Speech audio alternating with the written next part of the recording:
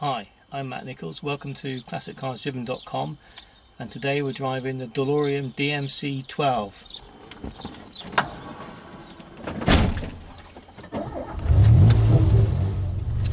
Now, before we continue, I could start to tell you that this car was modified by Doc Brown. Unfortunately, it wasn't.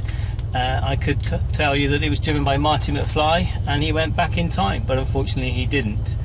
I could also tell you it's powered by plutonium, but I'm afraid it's not, and nor does it produce 1.21 gigawatts of electricity that powers the flux capacitors to take it through light speed and able to travel back or forwards in time. What I can tell you though, it's not a bad car to drive.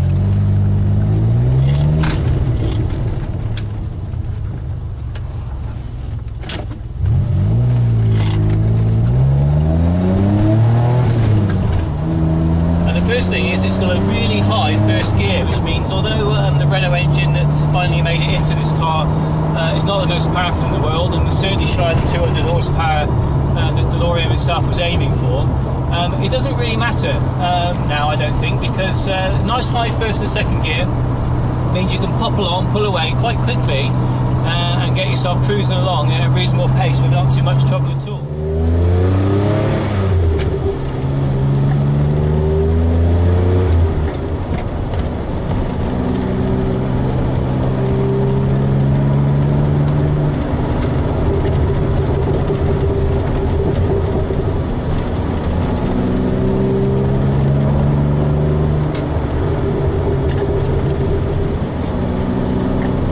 Is slung out the back, so it's not even mid-mounted, it is in fact rear-mounted over the rear axle.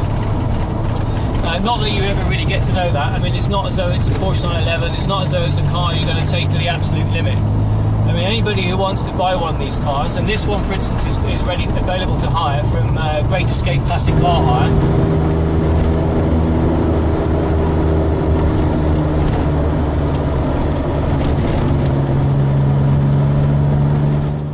That we drove that was also left-hand drive. The sort of downside of this is that as well as being left-hand drive, it's actually quite wide. So with the Porsche it was quite easy to navigate through country lanes and you get away with the fact it's left-hand drive. I think that this is a little bit different, it's a bit wider. A good indication is where you're driving over the cat signs in the road, the sort of da-dunk noise is a good early indication as to where the right-hand wheels and tyres are in the road. See me peering up every now and again just to make sure I'm not going to whack a wheel on a junction or a turning. So yeah, no, okay. I mean, it's not. This is not a sports car. It's not a particularly fast car. But I went into driving this with a lot of reservation. I thought that the car was going to be all about its looks, and there was going to be nothing to it in terms of driving. And it's quite incredible when you do pull away for the first time and you feel the sort of, you know, you have to check where you've got the gear lever. It almost feels like you're pulling away in third gear. And so you check and you realise, no, that was actually first gear. And then there's another even higher ratio, second, third, fourth, fifth behind that. And there's massive range from the Renault engine, the V6 engine slung out the back.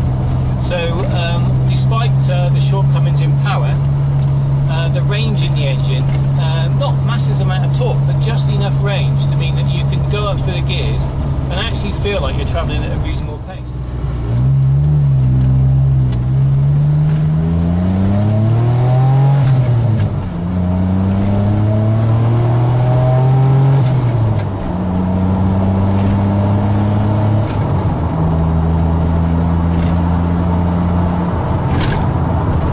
So what do you get when you're driving along? Well, basically there's a couple of things that combine together.